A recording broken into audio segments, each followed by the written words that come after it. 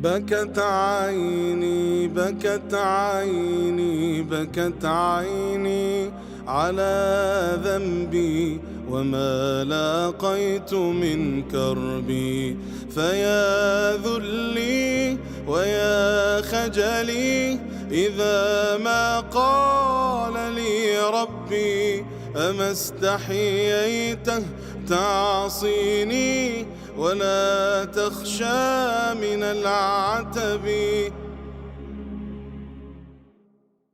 Today, inshallah, we're going to be doing something, it is potentially controversial, but inshallah, we're going to navigate this through without any controversy. It's a very sensitive topic, but it is a topic that needs to be discussed. We just finished the 10th of Muharram, the fasting that we have done, and throughout the last week or two, we talked about the blessings of the 10th of Muharram from our Ahl Sunnah tradition.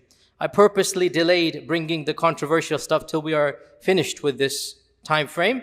And today I wanted to touch briefly upon the issue of the controversy on this date.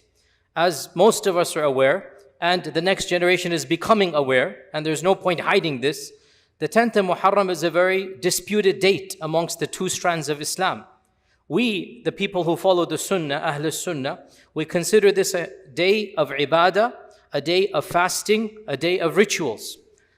The other non-Sunni movement, they take this as a day of mourning, as a day of importance because the grandson of the Prophet ﷺ was massacred on this day. Now, I've given a long talk about the incident of Karbala. Today, I wanted to touch briefly about another contentious issue, and that is the persona or the figure of Yazid ibn Muawiyah. Yazid ibn Muawiyah. How do we view this person, this Khalifa? Because he was a Khalifa of the Umayyads. What is our position about Yazid ibn Muawiyah? So let us begin by setting up the stage. Who is Yazid ibn Muawiyah? He is, of course, the Khalifa that was given power by his father Muawiyah. Muawiyah is a young Sahabi. By young Sahabi, I mean he saw the Prophet as a teenager. He is not to the level of Abu Bakr, Umar, Uthman, Ali radiallahu anhu. He's not of the Ashra Mubashara. The Sahaba are many categories. Ibn Hajar has 10 categories. The last batch of them, those who embraced Islam at the conquest of Mecca. That's the last batch. And that is Muawiyah radiallahu anhu. So he is a Sahabi. Because he is a Sahabi, so we have a theological belief about him that he would never do something against Islam intentionally. He would never intentionally want to, astaghfirullah, lie about the Prophet or something like this. So he comes under the general rubric of Sahaba. When he became the Khalifa, he decided to put his son Yazid as a nominator. He's going to put his son Yazid. And as you know, this transformed the Khilafah from a shura to a dynasty. So this was a very historic. By historic, I don't mean positive and negative. Historic means something important happened that changed the course of history. He decided to put his son Yazid in charge. Many of the senior companions during Muawiyah radiallahu anhu's lifetime objected to this. They did not give the oath of allegiance, including Abdullah ibn Umar, including Abdurrahman ibn Abi Bakr, including Abdullah ibn Zubayr. These are all sons of the senior Sahaba. They refused to give the oath of allegiance to Yazid when Muawiyah was alive. Soon as Muawiyah passed away, Ibn Zubayr, as you're aware also, he broke away. He established his own caliphate. And Hussein as well marched to Karbala and wanted to fight against Yazid. Yazid sent his forces and Hussein radiallahu anhu was killed. A very, very huge tragedy. No Muslim is happy at the massacre of Karbala. No Muslim defends the death of Hussein radiallahu anhu. Our hearts are grieved and sad that the ummah of the Prophet surrounded the grandson of the Prophet. Members of the ummah surrounded the grandson of the Prophet, laid siege to women and children, including the grandson, including the great-grandsons of Fatima and granddaughters of Fatima are in that caravan, and eventually massacred many dozens of men, and all of the women were taken prisoner and then eventually set free and sent back to Medina. It is a tragedy according to all interpretations of Islam. The question, what is the role of Yazid in this tragedy? And how much blame does he have? So, we began by saying that Yazid ibn Muawiyah is not a companion. That's the first point. Hence, He didn't see the Prophet. He was born after the Prophet. Hence, there is no theological status given to the children of the Sahaba. It's a very important point. The children of the Sahaba are completely normal. Some are good, some are bad. Doesn't matter. In fact, FYI, you can look up the books of history. The main general that was involved in the massacre of Karbala was one of the sons of Sa'd ibn Abi Waqqas. Big tragedy. He's not a companion. The son of Sa'd ibn Abi Waqqas, Umar ibn Sa'd ibn Abi Waqqas, was actually the general who was besieging Hussein radiallahu anh. The children of the Sahaba are not special status. Some are good and some are other than this. So, Yazid is a child of somebody who saw the Prophet ﷺ. It doesn't give him any special privilege. Now also, of the things about Yazid as well, is that a number of things happened in his khilafah that compounded his notoriety in history. Not just this. Al-Dhahabi mentions, his khilafah began, he was only khalifa for 2.5 years. Very short period of time, barely 3 years. In those 3 years, 3 tragedies, one after the other, each one of which is a huge tragedy. Imagine happening in one caliphate, in one reign. His khilafah begins with the massacre of who? Hussein. That's how his khilafah begins.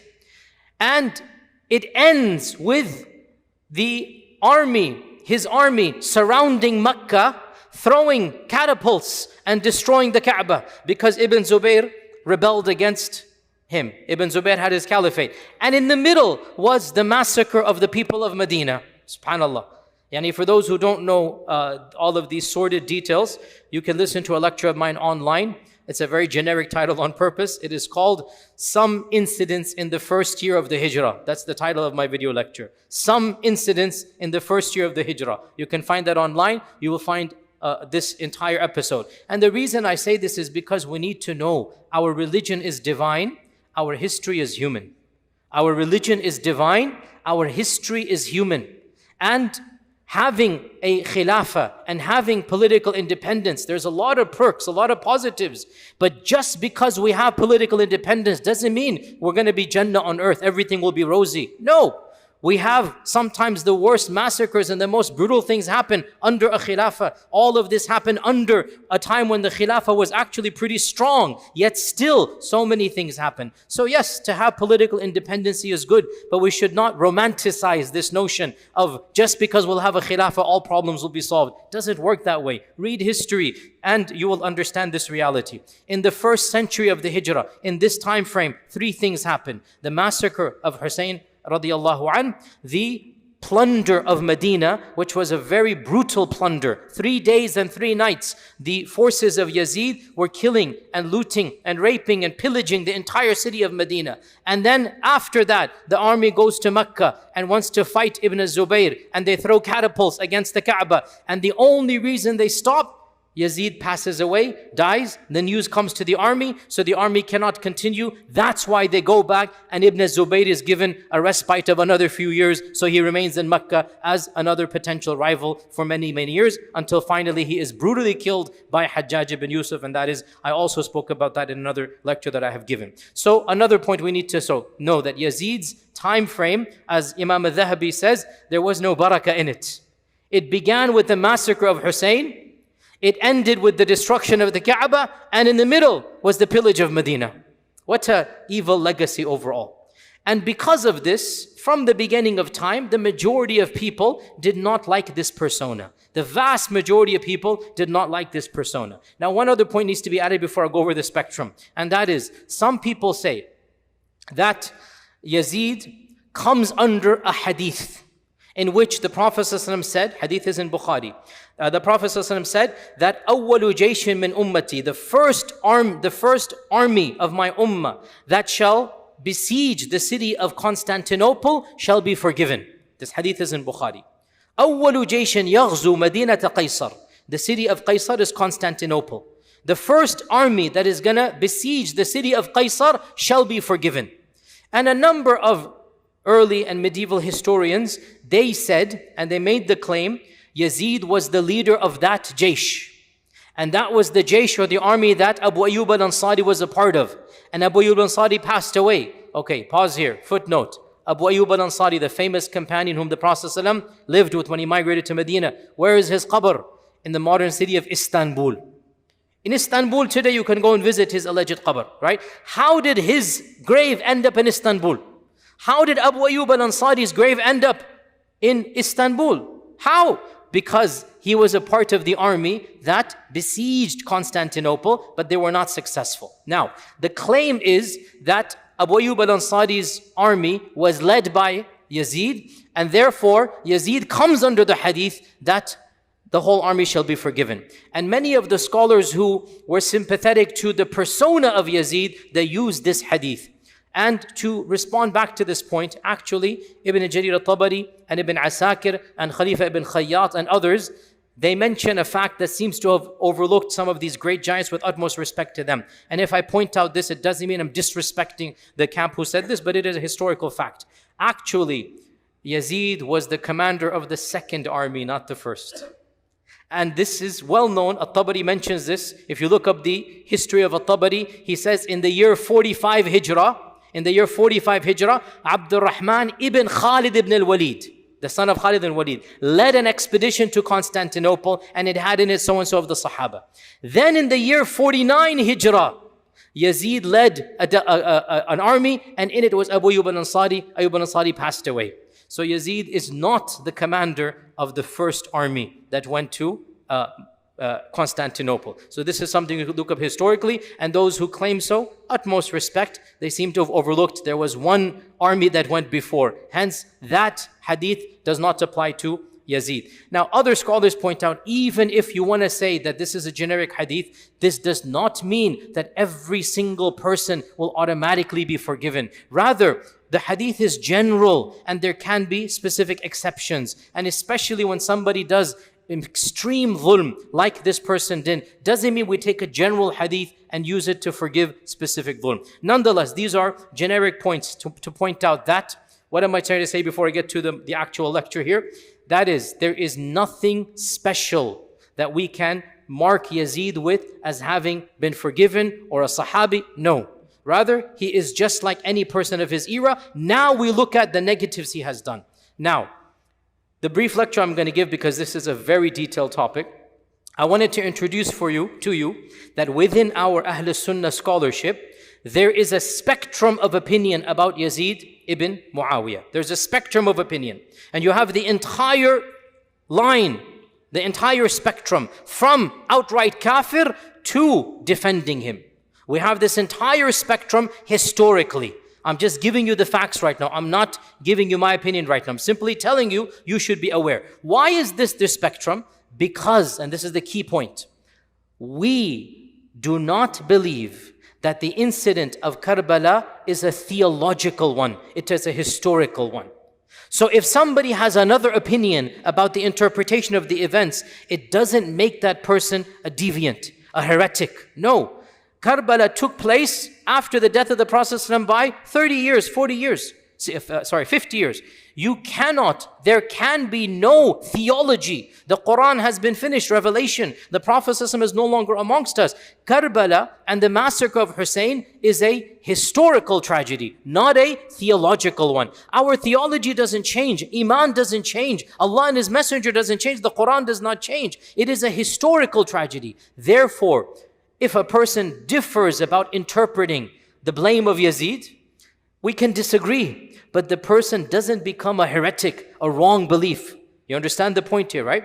From our perspective, the tragedy of Karbala is not something that is a part of our theology. It's a historical tragedy. And therefore, if a person disagrees about what percentage of blame to give to Yazid, because that's really the question. That's really the question. The question is not, was it good to massacre? A'udhu billah. Nobody says this. Nobody says this. Everybody is angry and curses the actual killers of the Prophet ﷺ's grandson. Who can possibly sympathize with them? No Sunni, much less anybody else, is going to sympathize with them. The question is, what percentage of the blame is on Yazid? How much did he know? How much did he command? How much was he tacitly aware? Or was he innocent completely, and it happened and he didn't want it to happen. You understand the question here, right? Depending on how you answer that question, you will get the spectrum of opinion, right? And we do not say that this is a theological question.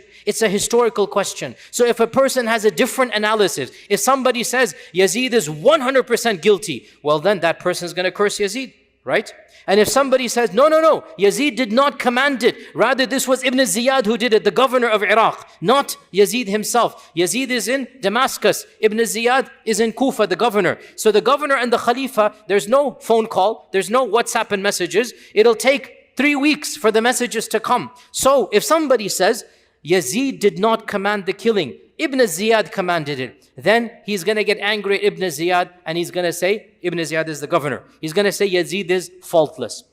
In our understanding, as we said, whatever position you hold, you can agree or disagree, you are not an evil person for historical analysis. As long as we agree that the killing of the Prophet's grandson is a major sin, it is one of the worst crimes, no doubt. We all agree to this. But who's guilty? Now, with this caveat, with this intro, inshallah ta'ala, let us go over the quick spectrum. And of course, I have a much longer lecture online. This is just to introduce you. We'll begin from the far right. Who is the far right? Those who excommunicated Yazid. They said he's a kafir, he's not even a Muslim. And you have small groups here.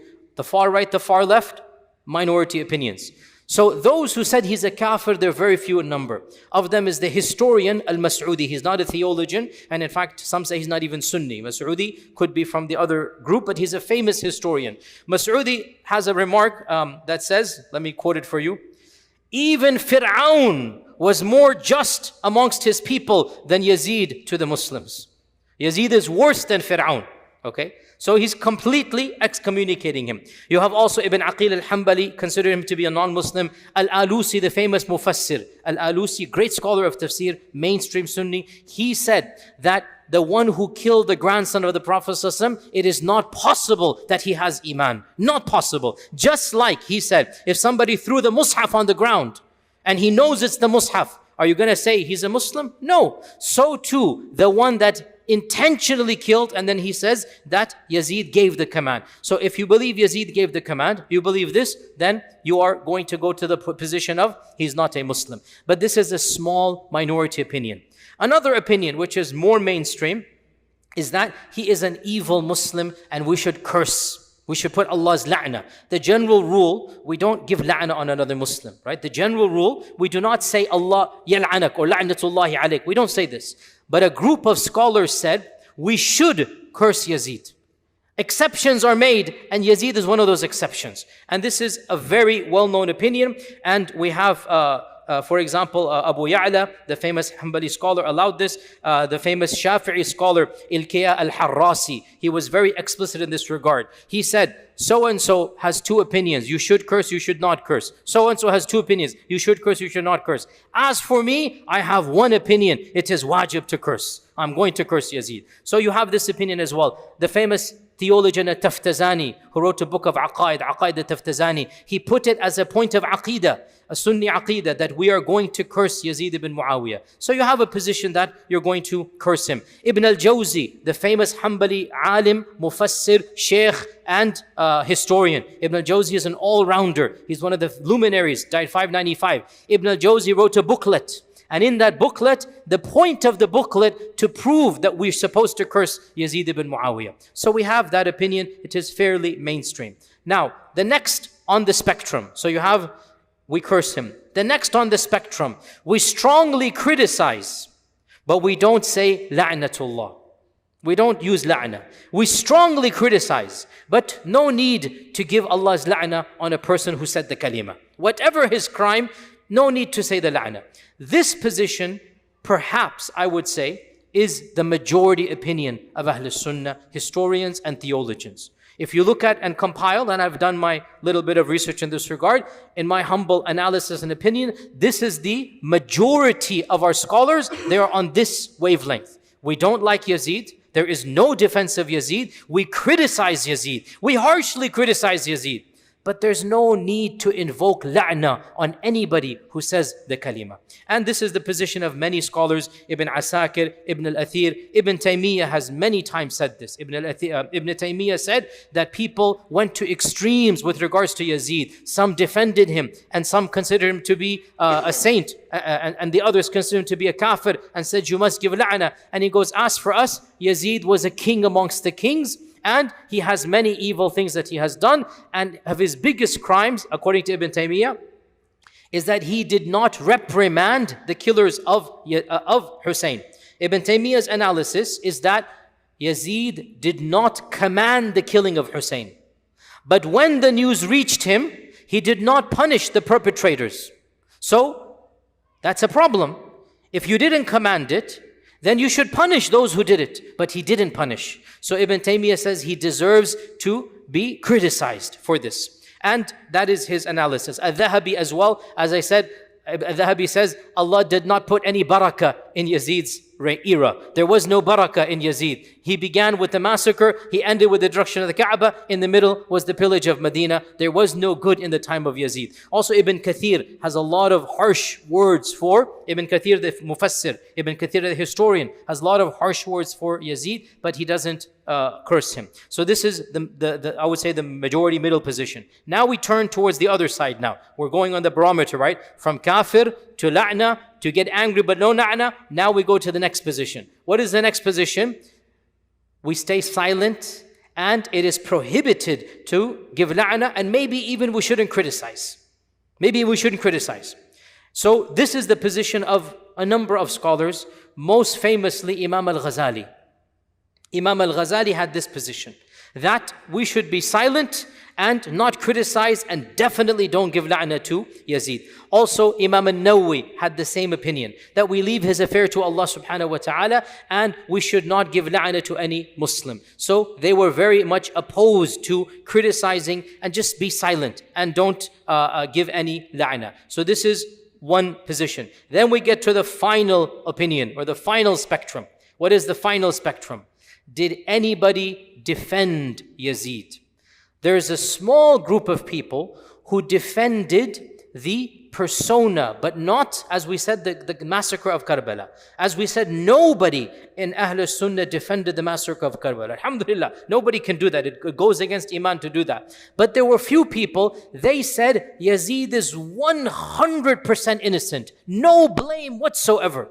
He has no blame for Karbala.